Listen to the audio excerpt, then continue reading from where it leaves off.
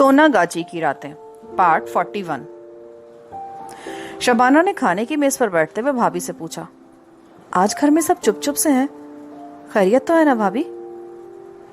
भाभी की जुबानी शबाना को इल्म हुआ कि कारोबार में जबरदस्त नुकसान हो गया है और हुकूमत की तरफ से नोटिस मिला है कि अगर 15 दिनों के अंदर अंदर सरकार के खजाने में 10 लाख रुपए जमा ना कराए गए तो सारी जायदाद कर्क कर ली जाएगी।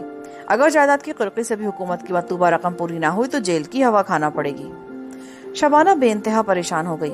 वो खाना ना खा सकी। नीचे अब्बू और भाई के पास आ गई। मालूम हुआ कि भाभी ठीक कह रही थी। शबाना को कुछ मालूम नहीं था कि उसके अब्बू और भाई को सरकारी ठेकेदारी में ये नुकसान क्यों और कैसे हुआ। वो तो इसलिए परेशान थी कि उसके प्यारे से अब्बू और भाई पर बहुत बड़ी मुसीबत आन पड़ी थी।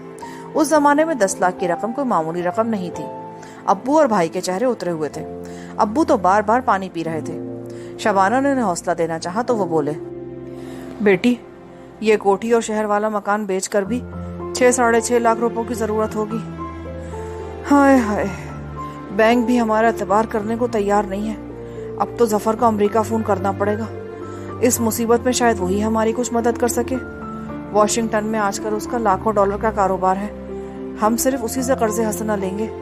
अल्लाह ने चाहा तो बहुत जल्द उसे रकम वापस कर देंगे। शबाना के दिल को चोट सी लगी।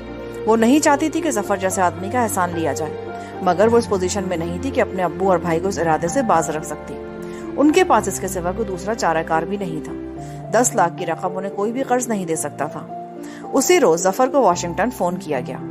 शबाना के अब्बू ने उसे सूरत हाल से बाखबर किया तो वो समझ गया कि ये लोग उसके दाम में अपने आप आ गए हैं। रुपए पैसे की जफर के पास कोई कमी नहीं थी। वो कारोबारी आदमी था और शबाना के वालिद और भाई से भी कारोबार करना चाहता था, मगर उसे शबाना को नीचा दिखाने का नादिर मौका मिल गया था। उसने कहा, मैं लाहौर पहुंच रहा हूँ, वहां आकर बात करूंगा। 3 दिन के बाद जफर लाहौर पहुंच गया। शबाना कॉलेज में थी। वापस आई तो जफर ड्राइंग रूम में उसके अब्बू और भाई से बैठा बातें कर रहा था। शाम तक ये मीटिंग होती रही। बाद में भाभी की जुबानी शबाना को पता चला कि जफर ने शबाना के अब्बू को 10 लाख की रकम देने की हामी भर ली है, लेकिन उसके एवज उसने अंदरूनी शहर वाला मकान और कैनाल बैंक वाली कोठी, कैनाल लॉज अपने नाम लिखवा ली है। शबाना के अब्बू ने यह जायदाद इसलिए भी जफर के नाम कर दी क्योंकि शबाना की शादी उसके एमए करने के बाद जफर से होने वाली थी। रात के खाने पर सभी लोग जमा थे। जफर बड़ा खुश था। शबाना के अब्बू और भाई अकील खुशामद की हद तक जफर की तारीफ कर रहे थे। जफर पहले से ज्यादा सेहतमंद हो गया था। उसका लिबास भी बहुत कीमती था, मगर आंखों पर हल्के पड़े हुए थे। वो कनखियों से शबाना की तरफ यूं देख लेता जैसे कह रहा हो कि अब मैं देखूंगा कि तुम्हें मुझे थप्पड़ मारने की जरूरत कैसे हुई थी। शबाना को महसूस हो रहा था कि वो बुरी तरह जकड़ दी गई है और उसे माँ बाप और खानदान की इज्जत की कुर्बानगाह पर चढ़ा दिया गया है। पहले उसका इरादा था कि वो जफर के साथ शादी करने से इनकार कर देगी और अब्बू और भाई को मना लेगी, मगर अब वो ख्वाहिश के बावजूद ऐसा नहीं कर सकती थी। उसे जफर की जरखरीद लौंडी बना दिया गया था। वो उसके सामने जुबान भी नहीं खोल सकती थी। उसने शबाना के बाप और भाई को जेल से बचा लिया था और चाहे दोनों मकान अपने नाम करवा लिए थे, लेकिन उनके एवज 10 लाख रुपए की अदायगी की हामी भर ली थी, जो इन्हें कोई दूसरा आदमी नहीं दे सकता था। खाने की मेज पर जफर ने कई बार शबाना से बात करने की कोशिश की, मगर शबाना बेजारी से हूं हां कहकर चुप हो गई।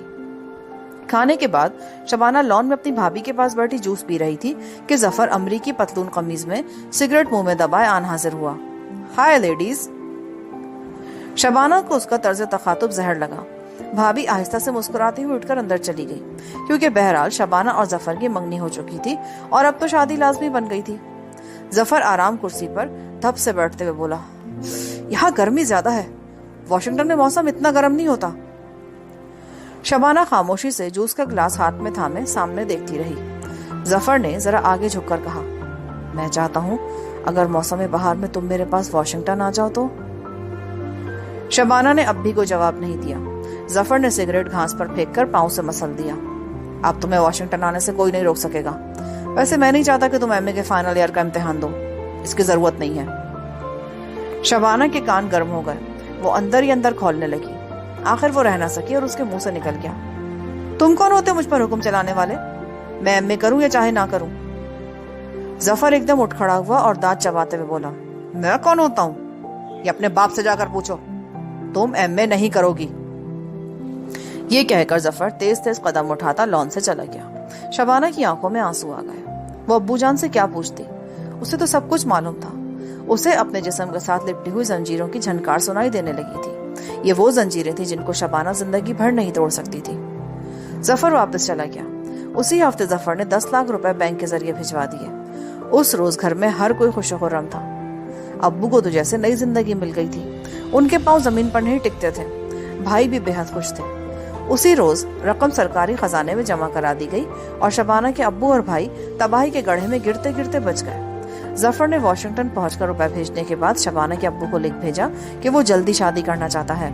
शबाना को एमए करने की कोई जरूरत नहीं, आगे पढ़ाई वो अमेरिका आकर भी पूरी कर सकती है। जफर की ख्वाहिश अब हुक्म का दर्जा रखती थी। अब्बू और अकील ने शबाना को साफ साफ कह दिया कि उसे लाहौर में एमए करने की बजाय वॉशिंगटन जाकर एमए करना होगा, क्योंकि जफर वहां बिल्कुल अकेला है। शबाना गुमसुम होकर रह गई। वो कैसे इनकार कर सकती थी? जफर उसके छोटे भाई आमिर के भी तालीमी अखराजात बर्दाश्त कर रहा था, जो कैलिफोर्निया यूनिवर्सिटी में ज़ेरे तालीम था।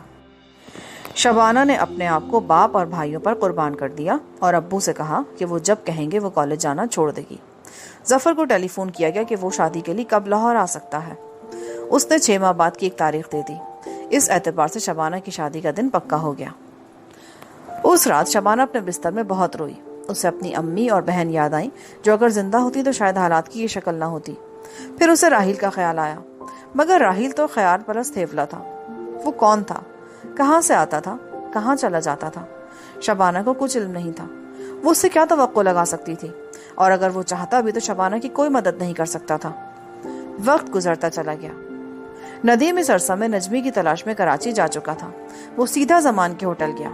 जमान ने उसे आते देखा तो बड़े तपाक से मिला और फिक्रमंद चेहरा बनाकर पूछने लगा, भाभी का कुछ पता चला? जमान भाई, मैं इसीलिए एक बार फिर तुम्हारे पास आया हूँ। नजमी तो ऐसे गुम हो गई जैसे उसे आसमान खा गया हो। पीछे उसके वालिद का इंतकाल हो गया। सौतेली में अपने बेटे को लेकर गाँव जाकर आबाद हो गई।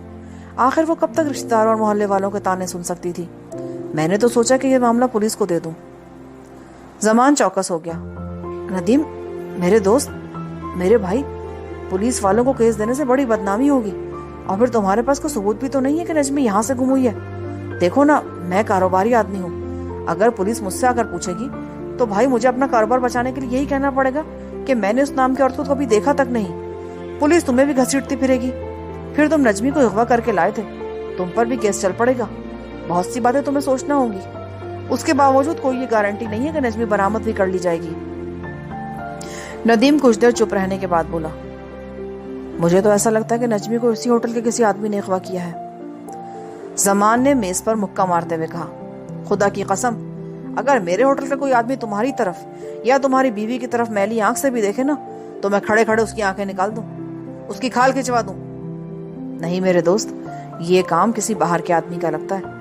कोई तुम्हारे पीछे यकीनन लाहौर से ही लगा हुआ होगा। उसे मालूम हुआ कि तुम लाहौर से भागकर कराची जा रहे हो।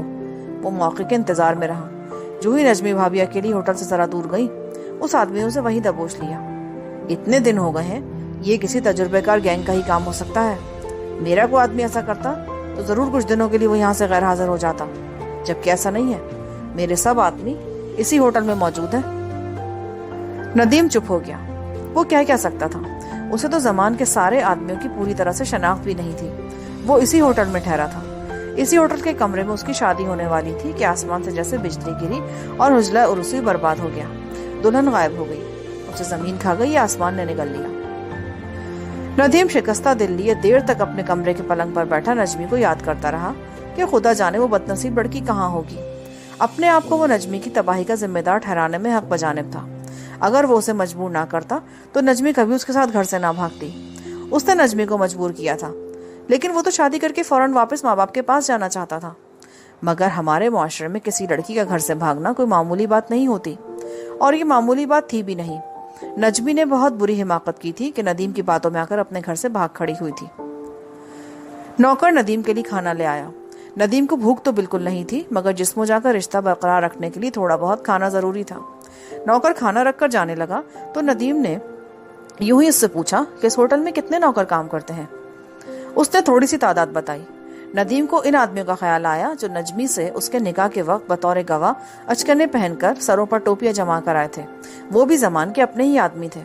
उनमें से कोई आदमी नदीम को कल होटल में दिखाई नहीं दिया था।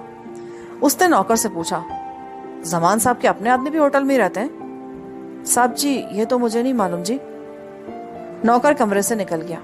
नदीम को अब ख्याल आने लगा कि जमान के अपने आदमी कहाँ हैं। उनमें से अभी तक उसे कोई भी दिखाई नहीं दिया था। वो खाना खाने के बाद नीचे लॉबी में आ गया। काउंटर पर जमान की जगह एक नौकर बैठा था। लोग होटल में खाना खा रहे थे या खाकर जा रहे थे। नदीम काउंटर के पास बिछी हुई कुर्सी पर बैठ गया। थोड़ी देर बाद जब रश कम हुआ तो नदीम ने काउंटर पर मौजूद शख्स से पूछा, जमान साहब कहाँ गए? वो शायद सक्खर गए, सुबह तक वापस आ जाएंगे। नदीम सोचने लगा कि ये शख्स अचानक सक्खर क्यों रवाना हो गया। कुछ देर काउंटर पर बैठने के बाद नदीम होटल की सीढ़ियां चढ़कर बाहर छोटे से बागीचे में आ गया। मौसम गर्म था मगर थोड़ी देर पहले ठंडी हवा चलने लगी थी। चौकीदार चारपाई पर उकड़ू बैठा सिगरेट पी रहा था। नदीम को उसने कई बार जमान के साथ देखा था। वो उसे अपने मालिक का गहरा दोस्त समझता था। नदीम उसके करीब जाकर बैठ गया। यहाँ पर पार्ट 41 का अख्तिताम होता है। आगे कहानी सुनने के लिए पार्ट 42 समाप्त फरमाएं।